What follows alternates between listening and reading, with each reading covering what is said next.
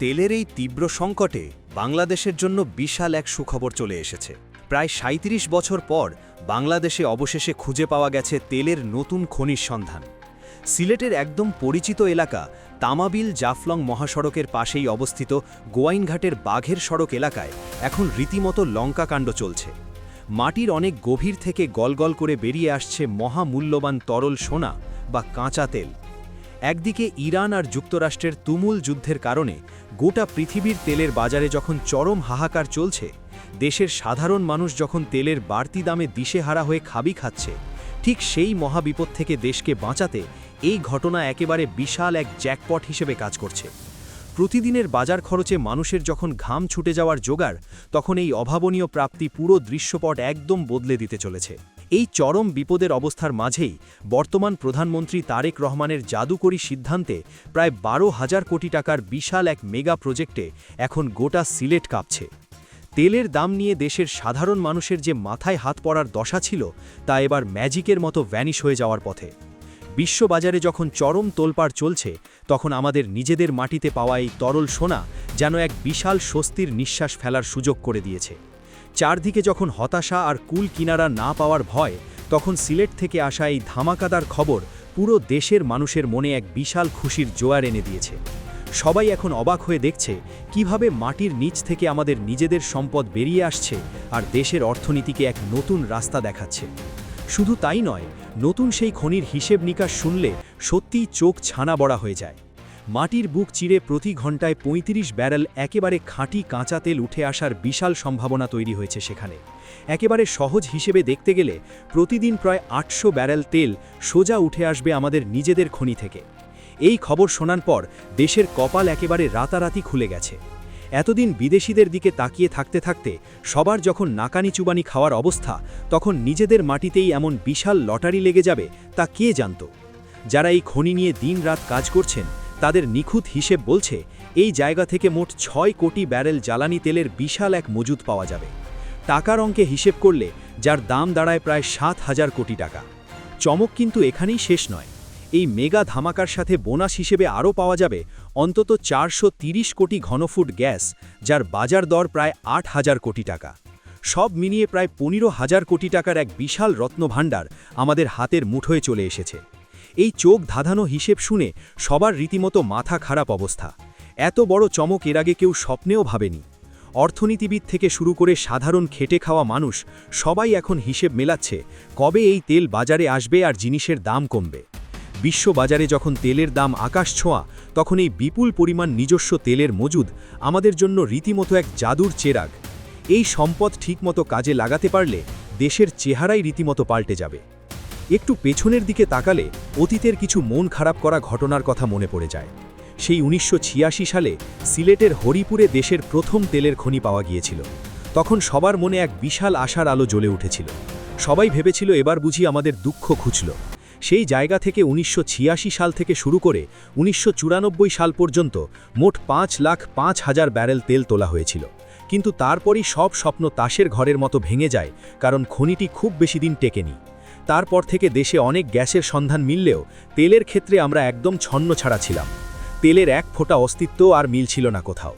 এরপর বছরের পর বছর কেটে গেছে, কিন্তু নতুন কোনো তেলের খনির দেখা আর পাওয়া যায়নি। বর্তমানে আমাদের দেশে প্রতি বছর তেলের চাহিদা প্রায় ৭২ লাখ টন। এই বিশাল চাহিদার প্রায় পুরোটাই বিদেশ থেকে অনেক চড়া দামে কিনে আনতে হয়। আর এই কেনাকাটা করতে গিয়ে দেশের কোষাগারের একেবারে যায় দশা। বিদেশের এই রমরমা ব্যবসার কাছে আমরা যখন দিকবিদিক শূন্য হয়ে কুল কিনারা পাচ্ছিলাম না, ঠিক তখনই সিলেটের এই নতুন আবিষ্কার যেন এক বিশাল আশীর্বাদ নিয়ে হাজির হয়েছে। এর চেয়ে বড় চমক আর কিছুই হতে পারে না।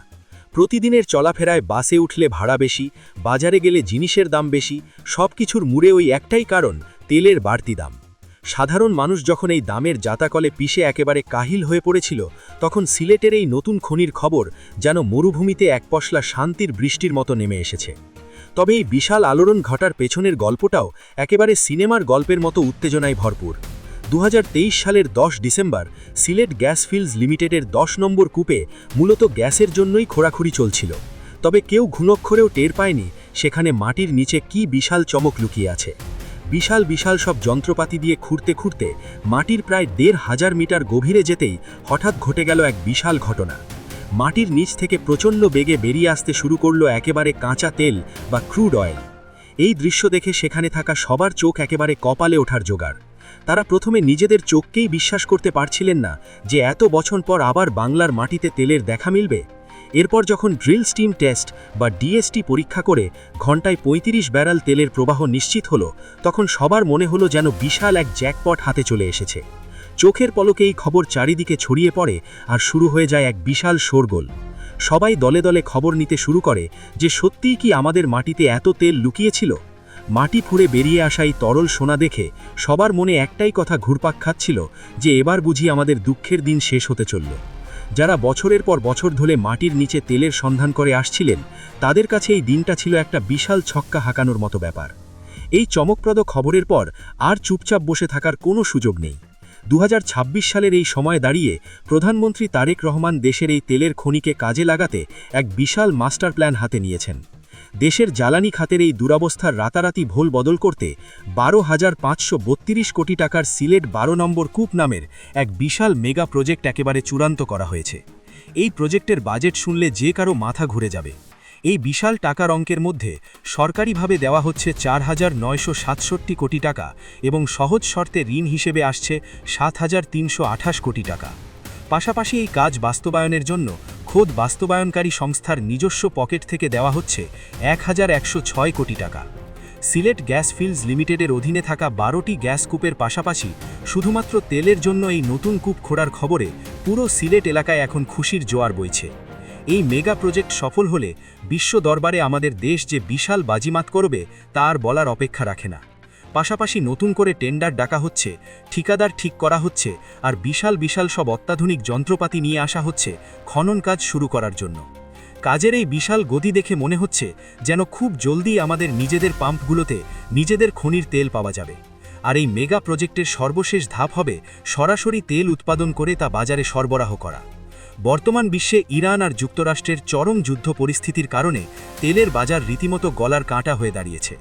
বিদেশের মাটিতে মারামারির কারণে আন্তর্জাতিক তেলের দাম কখন বাড়ে আর কখন কমে তার কোনো ঠিক ঠিকানা নেই।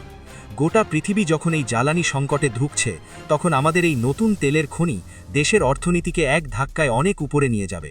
বাইরের দেশের রক্তচক্ষুকে আর একটুও তোয়াক্কা করতে হবে না আমাদের। তবে এই চরম আনন্দের মাঝেও মাথা ঠান্ডা রেখে পা ফেলতে হবে। হরিপুরের সেই পুরনো ভুল থেকে শিক্ষা নিতে হবে আমাদের। এই বিশাল সম্পদ শুধু মাটির নিচ থেকে তুললেই হবে না, বরং আধুনিক যুগের নতুন সব যন্ত্রপাতি ব্যবহার করে সঠিক দীর্ঘমেয়াদী পরিকল্পনা করতে হবে। তাহলেই এই তেলের খনি দেশের অর্থনীতিতে একেবারে ছক্কা হাঁকিয়ে দেবে। তেলের স্তর যত ছোট হবে, প্রকল্পের লাভ তত কম হবে। তাই পুরো কাজটা করতে হবে একেবারে নিখুঁত হিসেব করে। আগামী দিনে দেশের আরও বিভিন্ন জায়গায় এমন ছোট বড় তেলের খনি পাওয়ার যে বিশাল সম্ভাবনা তৈরি হয়েছে, তা দেশের চেহারা একেবারে পাল্টে দেবে। সাধারণ মানুষ এখন শুধু একটা বিষয়ের দিকেই তাকিয়ে আছে যে কবে এই তেল পুরোপুরি বাজারে আসবে আর তাদের জীবনের নিত্যদিনের এই বিশাল চাপ ম্যাজিকের মতো ভ্যানিশ হয়ে যাবে।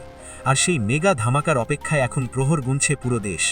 একেবারে পানির মতো পরিষ্কার এই বিশাল মাস্টার প্ল্যান যদি ঠিক মতো কাজ করে, তাহলে খুব শিগগিরই দেশের ভাগ্য পুরোপুরি বদলে যাবে এবং সাধারণ মানুষের মুখে হাসি ফুটবে।